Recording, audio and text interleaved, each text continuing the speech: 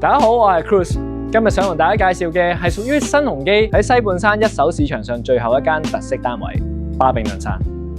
一踏入屋內，你會見到一個寬闊嘅客飯廳，空間感十足，擺放家私毫無難度。不過呢間屋真正嘅主角係外面連接住嘅325尺特大私人平台，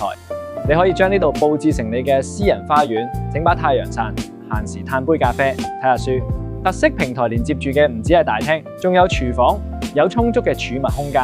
打開趟門就將廚房同平台打通，約埋3、5知己上嚟開燒烤派對，人生一大樂事。我諗呢種生活方式正正係繁忙都市人最嚮往嘅綠洲。呢個特色平台單位屬於3房1套連儲物室嘅間隔，